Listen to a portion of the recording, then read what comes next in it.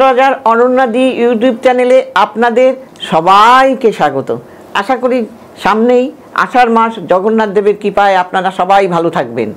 এবং এইবার বলবো জগন্নাথ দেবের 12টা যে রাশি আমাদের এবং 9টা গ্রহ, এই তার মধ্যে কোন রাশির জাতক জাতিকারা জগন্নাথ দেবের আশীর্বাদ পেয়ে থাকেন, আর এই আশীর্বাদ পাওয়ার ফলে এরা কোনো রকম বিপদে পড়েন না, সমস্ত বিপদেই রক্ষা করেন জগতের নাথ জগন্নাথ। এইবার বলবো কোন কোন জাতকের জাতিকারা, কোন কোন জাতক জাতিকারা। প্রথমেই বলবো কর্কট রাশি। এই কর্কট রাশি জগন্নাথ দেবের আশীর্বাদে এদের কর্মে কখনোই বাধা আসে না। এরা জগন্নাথ দেবের আশীর্বাদে অনেক উচ্চ পদ পেয়ে থাকেন কর্মে এবং সবসময় সুখে কাটান, গাড়ির বাড়ির মালিকেরা হন, এরা লাক্সারিয়াসভাবে জীবনও কাটান, জীবনে সুখের অভাব এদের হয় না, আর্থিক দিক থেকে এরা ভীষণভাবে মজবুত হন, এবং এদের পারিবারিক সুখও হয় এবং এদের আর্থিক দিক ভীষণ শক্তিশালী, এদের আর্থিক দিকে কোনো রকম সমস্যায় পড়ে না কখনো এবং এরা সর্বদাই শান্তিতে থাকেন, সুখ এবং সমৃদ্ধিতে এদের জীবন ভরে থাকে। নাচ গান আঁকা অভিনয় এগুলোও কিন্তু এরা ভালো পারেন এবং এরা বাড়ি গাড়ির মালিকও হয়ে থাকেন। এবার বলবো কোন রাশি। এইবার আসছে বৃষ রাশি। এই বৃষ রাশির জাতক জাতিকরা জগন্নাথ দেবের কৃপায় আশীর্বাদ পেয়ে এরা বিশাল জায়গায় পৌঁছে যায়। জগন্নাথ দেবের অত্যন্ত প্রিয় এই রাশি বৃষ রাশি। এরা অভিনয়, নাচ গান আঁকা সর্বদিক থেকেই এরা পারদর্শী হয়। মডেলিং করে যারা, তারাও কিন্তু আশীর্বাদ পেয়ে থাকেন। কাজেই এরা সর্বদিক থেকে পারদর্শী হন, কোনো কাজে এরা বাধা পায় না, এরা সবসময় এগিয়ে পড়ে এবং এদের পড়াশোনার ক্ষেত্রেও ভালো হয়।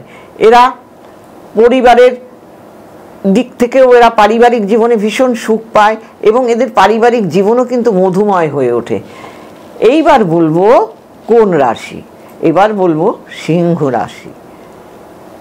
এর আশীর্বাদে জগন্নাথ দেবের আশীর্বাদ এরা পেয়ে ভাগ্যবান হয় এবং এদের অল্প পরিশ্রমেই এরা অনেক কিছু পেয়ে যান এবং জীবনে উন্নতি করতে পারেন, কর্মে বিরাট উচ্চ পদ পেয়ে থাকেন। তবে এরা একটু পরিশ্রম করে আরও বেশি ভালো ফল পাওয়ার জন্য। এরা সহজেই সব কিছু পেয়ে যান, এদের পরিশ্রমের করে আরও বেশি পাওয়ার জন্য, কিন্তু না চাইতেই তো এরা পেয়ে যায়। মানুষ এদের কথার কিন্তু মূল্য দেয়। এরা সমাজে মান সম্মান উচ্চ পদ বিশাল জায়গায় জগন্নাথ দেব এদের পৌঁছে দেন, এদের কখনোই কোনো কিছুতে আটকায় না। এইবার বলবো কার কথা না, এবার বলবো আমি তুলা রাশির জাতক জাতিকারা।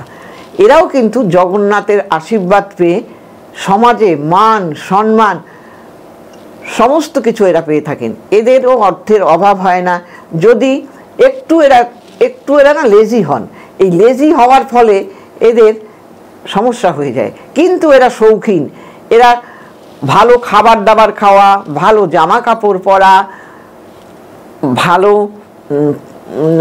জায়গায় ঘোরা বেড়ানো এগুলো কিন্তু এরা পরিশ্রম করে, মানে পছন্দ করে এবং এরা সৎ এবং পরিশ্রমী, অল্প পরিশ্রমী, খুব একটা পরিশ্রম করতে পছন্দ করে না, কিন্তু এরা সমস্ত কাজেই কিন্তু জগন্নাথ দেবের আশীর্বাদ পেয়ে থাকেন।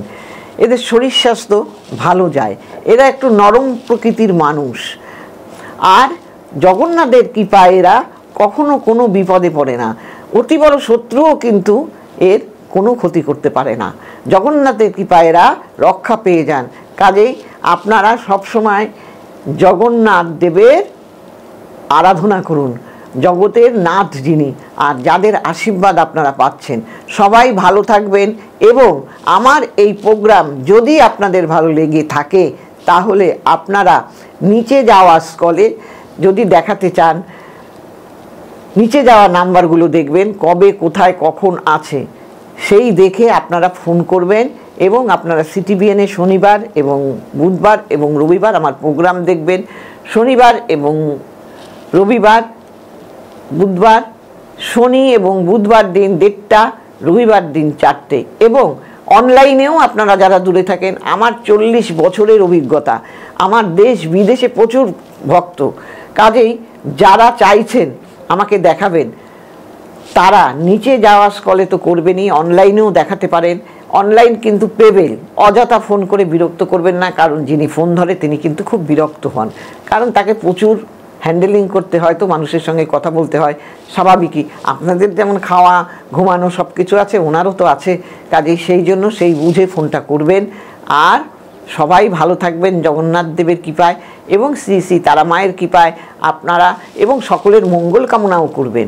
আশা করি আপনারা অবশ্যই ভালো থাকবেন এবং লাইক করবেন, শেয়ার করবেন এবং সাবস্ক্রাইব করে সবাইকে ছড়িয়ে দিন। সবাই ভালো থাকবেন। নমস্কার।